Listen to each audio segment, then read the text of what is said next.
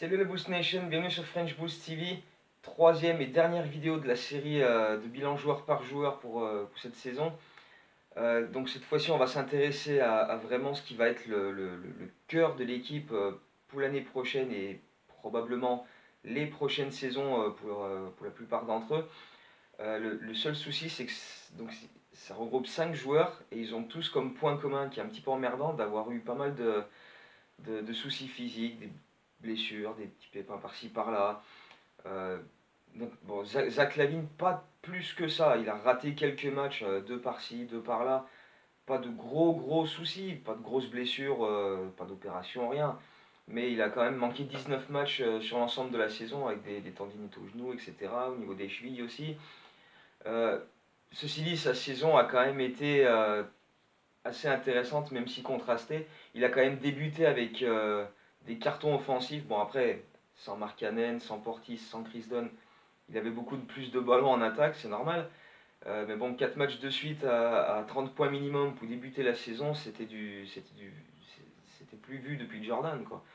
Donc, gros début de saison individuellement, parce que voilà, c'est un excellent joueur individuel, excellent scoreur, il est capable de pénétrer avec un premier pas rapide, super rapide, que peu de monde arrive à suivre. Il est capable de finir au cercle, il provoque pas mal de lancers francs. Bon shooter aussi, le problème c'est que il a parfois cette tendance à trop prendre le jeu à son compte et un peu oublier ce qui se passe autour de lui. Quand on a eu beaucoup de matchs où on a été très frustré par sa sélection de tirs, notamment en fin de match. Il y a eu des matchs où il a été clutch, il y en a eu d'autres où mais à lui tout seul, il a tout bouffé, quoi. Il a bousillé la rencontre sur des tirs, mais improbables, quoi. Surtout qu'en début de saison, on a eu pas mal de matchs serrés. On a perdu pas mal de matchs sur 1, 2, 3 points d'écart et sur voilà, des dernières possessions où c'était mais catastrophique, quoi. Pas seulement de sa faute, mais voilà, il a pris des tirs, mais tu te dis, mais pourquoi? Pourquoi tu prends ce genre de tir, quoi? Donc, je pense que c'est son principal axe de progression à lui, ça va être ça, c'est vraiment avoir une meilleure vision du jeu, une meilleure gestion voilà, des actions, de ce qui se passe, quand faire la passe, quand attaquer. Ça va vraiment être un point important à développer aussi. Après, c'est vrai que sa défense n'a pas été excellente non plus.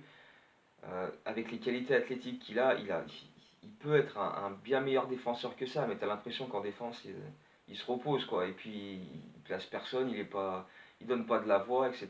Donc, il est vraiment pas beaucoup impliqué. Et même lui l'a dit, je pourrais être plus impliqué que ça. Mais bon, c'est ce qu'il a déjà dit en début de saison dernière et on n'a pas vu grand-chose depuis. Donc, c'est bien, mais à un moment, faut arrêter de parler, il faut le faire, mon gars.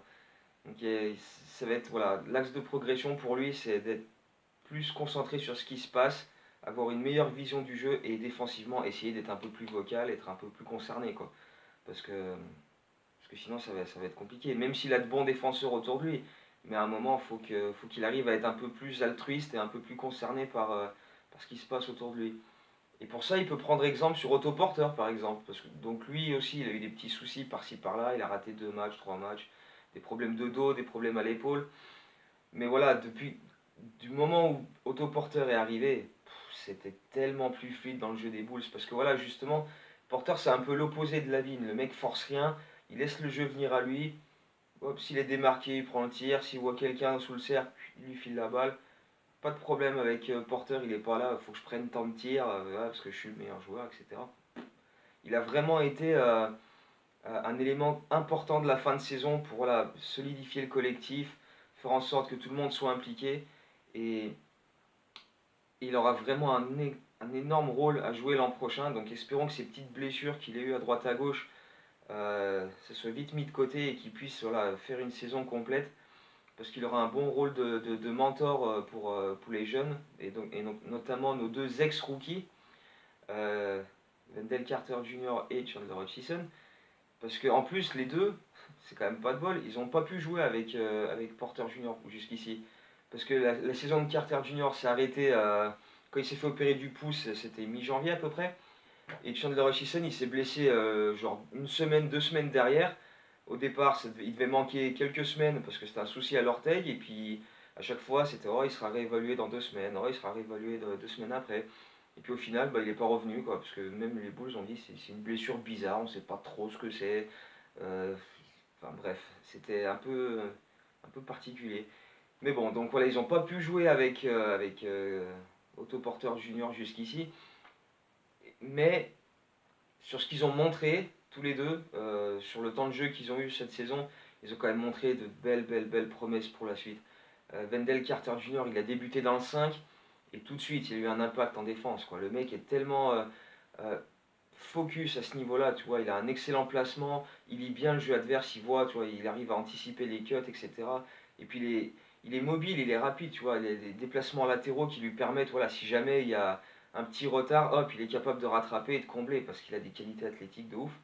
Et donc, il a vraiment eu un bel impact à ce niveau-là. Et d'ailleurs, une des plus belles actions de la saison, c'est le contre énormissime qu'il met en fin de match sur Russell Westbrook en décembre contre OKC et on gagne le match sur cette action, quoi. Et c'était une action de folie, ça. Et bah, c'est vraiment dommage qu'il n'ait pas pu poursuivre sur l'ensemble de la saison parce que vraiment ce qu'il nous a montré c'était super intéressant. Offensivement aussi, tu vois, il a des bons moves près du cercle, il peut s'écarter et shooter une mi-distance, parfois même un peu à 3 points aussi. Donc non, franchement, il a vraiment, tu vois, Wendell Carter, franchement, il a vraiment fait plaisir cette saison. Donc hâte que la saison prochaine débute et voilà, il faut que lui aussi il arrive à rester en bonne santé parce qu'il a vraiment le potentiel pour être le pivot titulaire de cette équipe sur le long terme, quoi, sur de nombreuses années. Donc franchement, voilà, j'espère que pour lui ça va aller, que cette opération au pouce, voilà, il va vite revenir et que derrière il va pouvoir enchaîner sans trop de soucis. Ça a été un peu plus compliqué en début de saison pour Chandler Hutchison, il jouait pas beaucoup, pas spécialement dans les rotations en d'année, mais avec ce profil défensif, cette hargne, cette énergie, il ne pouvait que gagner des minutes une fois que Jim Boylen est devenu le coach, quoi. Euh, Son temps de jeu a augmenté, il était plus impliqué dans les rotations et voilà, il a montré d'excellentes qualités défensives déjà. Un peu comme Wendell Carter, tu vois, il est vraiment focalisé à ce niveau-là. Il a des qualités athlétiques qui permettent voilà, de suivre les gars, de switch sur plusieurs positions. Voilà, il peut suivre jusqu'au cercle, il peut contrer. Il a vraiment de belles qualités à ce niveau-là. Et puis offensivement aussi, tu vois, jeu sans ballon, il se fait oublier, il cut, bam, il claque un petit dunk backdoor, personne ne l'a vu partir. C'est vrai, voilà, il a vraiment euh, prouvé, tu vois, pourtant, voilà, il était moins attendu que Wendell Carter, parce qu'il était pris plus bas dans la draft. Mais voilà, ça montre que les Bulls ont quand même bien drafté l'an dernier, parce que nos deux choix ont vraiment été très bons et plein de promesses pour la suite. Hutchison, ça va devenir une pièce très importante pour les prochaines années. Alors, il est au poste d'Otto Porter, mais voilà, Porter, il lui reste 2 ans de contrat. Je pense que, tu vois, le plan, ce serait de développer Hutchison sur les 2 prochaines saisons, et quand Porter partira dans 2 ans, tu le mets à la place, et Hutchison, à ce moment-là, il est caisse, quoi. Donc voilà, je pense que lui, son principal axe de progression, ce serait de développer un shoot extérieur.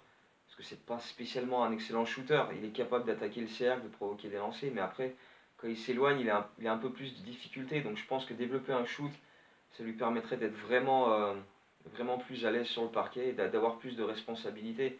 Stacy King l'appelle mini Pippen.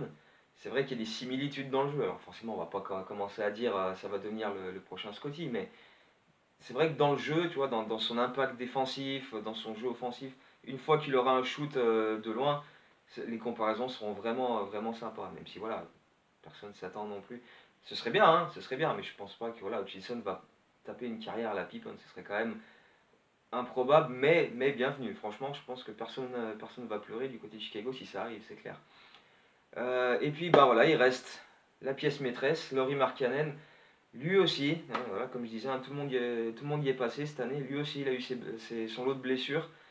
Euh, il a raté toute la pré-saison et quasiment les 2 premiers mois de l'année à cause de cette foutue blessure au coude. Et puis quand il est revenu, bon bah il a fallu trouver un peu le rythme aussi. Tu sais, quand tu shootes pas à cause de ton coude pendant 2 mois, il faut retrouver le rythme et la cadence. Mais bon, il y a eu des matchs où il a été oublié aussi par ses coéquipiers. Il y a ce fameux match contre Brooklyn où il prend que 6 tirs, dont un seul en deuxième mi-temps. C'est juste ridicule. Heureusement, par la suite, ça s'est grandement amélioré. Il avait fait 2 matchs de suite à plus de 30 points. Et puis, il a eu sa super série en février où il a tapé 13 double-double en 16 matchs avec des perfs de ouf, 19 rebonds et 18 rebonds sur les 2 déplacements à Brooklyn. Des cartons offensifs où il a montré que voilà, il était capable, il avait une super palette offensive, il peut shooter de loin, il peut aller au cercle. Avec son petit drag step qu'il a développé cette saison, il attaque le cercle et hop, il est capable de se maintenir en l'air et bouger en même temps pour pouvoir s'ouvrir un angle de tir. C'est un shoot vraiment très difficile à défendre et à contrer pour les adversaires. Donc une belle progression là aussi. On l'attendait pas spécialement sur ça, parce que c'est vrai que l'an dernier, il avait beaucoup bossé son physique, il avait pris des épaules et des bras de ouf. Mais avec cette blessure au coude, ça lui a fait, comme il pouvait plus travailler le haut du corps, ça lui a fait perdre pas mal de ça. Donc du coup, c'est un peu comme s'il avait perdu un an à ce niveau-là. Donc c'est peut-être ce qu'on va pouvoir observer l'an prochain, du coup, parce qu'il va recommencer à reprendre reprendre de la masse musculaire sur le haut du corps. Après, voilà, ça va l'aider aussi en défense, parce que même si c'est un des rares joueurs à faire des box-out, il faut quand même qu'il soit un peu plus solide. C'est surtout à ce niveau-là que ça va lui servir de prendre de la masse, parce qu'offensivement, voilà, avec son drag step, avec des bons moves près du cercle, et puis il est capable de s'éloigner du cercle, de shooter de loin. Donc offensivement, c'est pas trop là que ça va faire la différence, mais défensivement surtout, ça va lui faire un bien fou pour lui permettre de passer un palier et s'affirmer comme le vrai patron de l'équipe, quoi.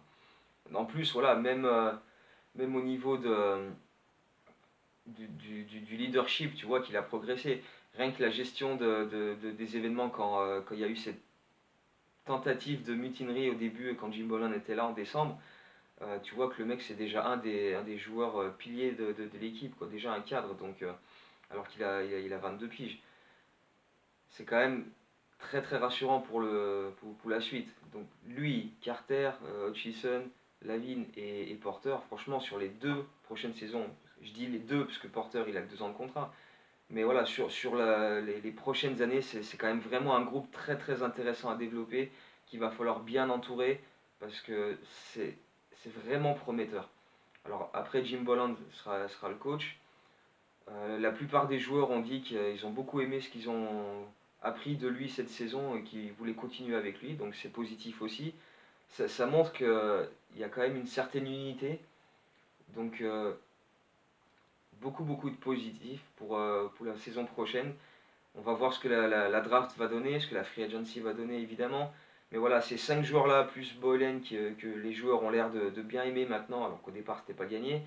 Je pense qu'on est quand même parti sur quelque chose de vraiment sympa, à condition évidemment que les blessures ne s'en mêlent plus trop, parce que là, les 2 dernières saisons, au niveau des blessures, ça a été une catastrophe. On n'a jamais eu l'équipe ensemble, les mecs n'ont jamais réussi à développer d'affinité. Comme je disais, Porter, il n'a pas eu l'occasion de jouer avec Carter et Hutchison, donc c'est quand même emmerdant. Mais voilà, avec un été à bosser ensemble, un training camp, j'espère vraiment qu'on va pouvoir maximiser le potentiel qu'on a, quoi. Pas se dire dans 2 ans, ah, si on n'avait pas eu toutes ces blessures, on aurait pu faire ci, faire ça. Non, j'ai envie de voir ce qu'on est capable de faire avec cette équipe. Sans les blessures, tu vois, que tout le monde a son max et voir où ça nous emmène. Peut-être qu'on ira pas très loin, ça se trouve, hein. On fera peut-être déjà retourner en playoff l'an prochain, ce serait bien. Et après, peut-être passer un tour dans les prochaines saisons. Mais voilà, j'ai envie de voir ce que ce groupe est capable de faire et où il peut nous emmener. Donc ça va être extrêmement intéressant à suivre. Donc avant de faire une vidéo qui dure encore beaucoup plus longtemps, on va se quitter là-dessus. La draft dans 3 semaines à peu près, 3 semaines et un jour. Donc d'ici là, bah, de toute façon s'il y a d'autres actus, s'il y a des trade-up, des trade-down, d'autres vidéos pour en parler. Mais d'ici là, je pense qu'on va se retrouver pour la draft. Je vais essayer de faire un truc une vidéo en live comme on avait fait l'an dernier. Et puis peut-être d'autres surprises, mais d'ici là, voilà, je vous tiens au courant. Donc d'ici cette fameuse draft, go Bulls et à bientôt.